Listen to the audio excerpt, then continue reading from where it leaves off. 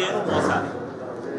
ಆದ್ರೆ ಇವರು ಶ್ರೀಮಂತರು ಕರಿಗೆಯವ್ರ ಮನರು SC ST ಇನ್ನೂ ಭಾರಿ ಜನ ಇದ್ರು, ಅವರಿಗೆ ಕೊಡದಲ್ಲಿ ಇವ್ರಿಗೆ ಕೊಟ್ಟಾರಲ್ಲ ಅನ್ನೋದು ಇವ್ರ ಆಪಾದನೆ. ಬಟ್ ಯಾರು ಹೋದ್ರು ಕೊಡ್ತಾರೆ. ಇನ್ನೊಂದು ಸೈಟ್ ಇದೆ, ಸಬ್ಸಿಡಿ. ಇವರು ಸಬ್ಸಿಡಿ ತಗೊಂಡಲ್ಲ, ಜನರಲ್ ಅಲ್ಲಿ ತಗೊಂಡ. SC ST ಇದ್ರಲ್ಲಿ ಕೊಟ್ಟಾರ, ಜನರಲ್ ಕೊಟ್ಟಾರ.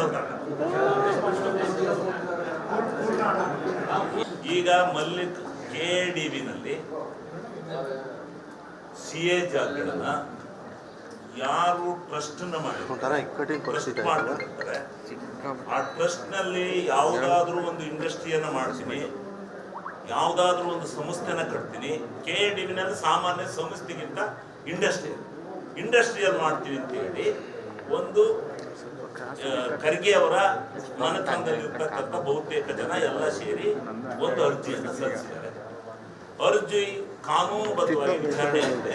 ಅಲ್ಲಿ ಒಂದು ಮಿನಿಸ್ಟ್ರಿ, MB ಪಾಟೀಲ್ ಮಿನಿಸ್ಟ್ರಿ ಇದ್ದಾರೆ. ಮಿನಿಸ್ಟ್ರಿ ಇದ್ದು ಅಲ್ಲಿ ಒಂದು ಬೋರ್ಡ್ ಅಂತ ಇದೆ, IAS ಆಫೀಸರ್ ಸೆಕ್ರೆಟರಿ ಇದ್ದಾರೆ. ಅವರುಗಳು ತೀರ್ಮಾನ ಮಾಡ್ತಾರೆ.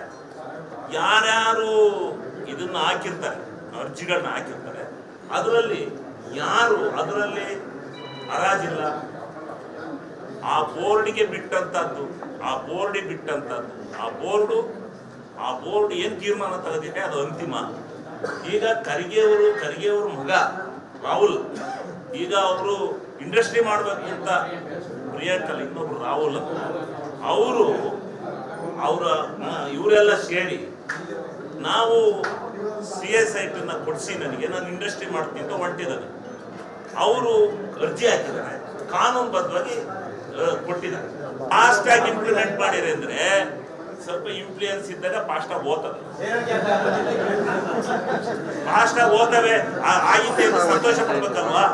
ಹೆಂಗೆ ಜಡ್ಜ್ ಆದ್ರೆ ಕಾನೂನು ಮೀರಿ ಆಗಿದವ, ಕಾನೂನು ಒಳಗಾಗಿದವ, ಅದನ್ನು ಪರೀಕ್ಷೆ ಮಾಡಿ. ಅದೇ ಜಾಗಕ್ಕಲ್ಲ, ಒಟ್ಟು 153 ಜನ ಅರ್ಜಿದಾರರಿದ್ರು.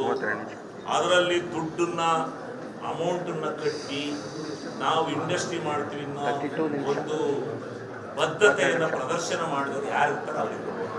ಈ ಯಾರೋ ತಗೊಂಡ್ಬಿಟ್ಟು 20 ವರ್ಷ ಗಟ್ಟಲೆ ಇಂಡಸ್ಟ್ರೀಸ್ ಮಾಡಿದ್ರೆ ಆ ಜಾಗ ಖಾಲಿ ಕೊಡಲ್ಲ.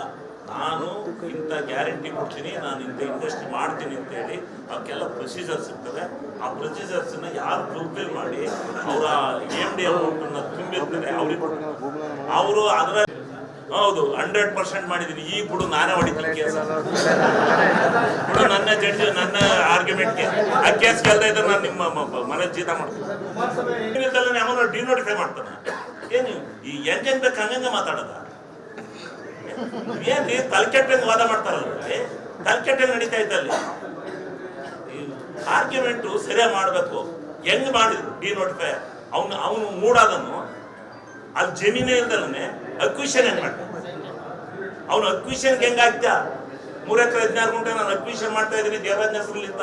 ಎಲ್ಲಾ ಪಕ್ಷದವರು ಎಲ್ಲವೂ ಇಳಿತಾವ್ ತಡ್ರಿ. ಆಮೇಲೆ ನೀವು ನೋಡಿರೋ ನ್ಯೂಸ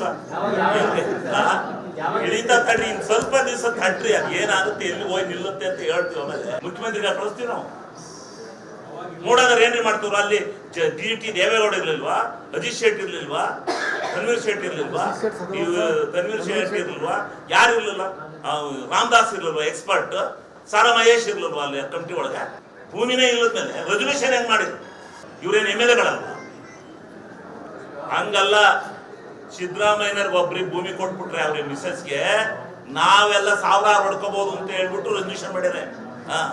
ಇವರು ಈಗ ಗೊತ್ತಾಗತ್ ಕಂಡ್ರಿ ಹಣ ಬರ ಎಲ್ಲ ಈ ಇದ್ರಲ್ಲಿ ಹಾಕಿದಾರಲ್ಲ ಜುಡಿಷಿಯಲ್ ಎಂಕ್ವೈರಿ ಕೊಟ್ಟಿಲ್ವಾ? ಜುಡಿಷಿಯಲ್ ಎಂಕ್ವೈರಿ ಎಲ್ಲ ಬರುತ್ತಾ? ಯಾರು ಸತ್ತಾನೆ? ಅವ್ನು ನಿಂಗಾ ಬಿನ್ ಜವರ 67ನೇ ಇಸ್ವಿನಲ್ಲಿ ಸತ್ತ. ಅವನ್ ಸತ್ರುನು ಅವನ ಹೆಸರಿಗೆ ಪಾಣಿ ಬರೋದ್ ತಪ್ಪಿರ್ಲಿಲ್ಲ. ಅವನ ಹೆಸರಿಗೆ ಪಾಣಿ ಬರ್ತಾ ಇತ್ತು. 3 ಜನ ಮಕ್ಕಳು ಅನುಭವದಲ್ಲಿದ್ರು. ಅವನ ಮಗಗೆ ಬರ್ತಾ ಇತ್ತು ಅದು ಪಾಣಿ. ಅವನ ಮಗ ಅಲ್ಲ, ಅವನ ಹೆಸರಿಗೆ ಬರ್ತಾ ಇತ್ತು, ನಿಂಗನ ಹೆಸರಿಗೆ. ಅದು ಯಾವಾಗ ಹೋಯ್ತು ಅವನ ಹೆಸರು ನಿಲ್ತು ಪಾಣಿ ಅಂದ್ರೆ ದೇವರಾಜ ಹೋಗಿ ಡಿನೋಟಿಫೈ ಆದ್ಮೇಲೆ, ದೇವರಾಜ ಹೆಸರು ಡಿನೋಟಿಫೈ ಆದ್ಮೇಲೆ ಡಿನೋಟಿಫೈ ಇಂದ ಕೈ ಬಿಡಬೇಕಾದ್ರೆ ನಿಂಗನ ಹೆಸರು ತಪ್ಪಿತು. ಹೌದು, ಪಾವತಿ ಖಾತೆ ಆಯ್ತು ಆಗ ದೇವರಾಜ್ಗೆ. ನೀವು ಬಿಡುಗಡೆ ಮಾಡಿರುವಂತ ಸಂತಿನ ನೀವು ನಂಬಕ್ಕಲ್ಲ, ಸುಮ್ಮನೆ ಓದ್ತಾರೆ.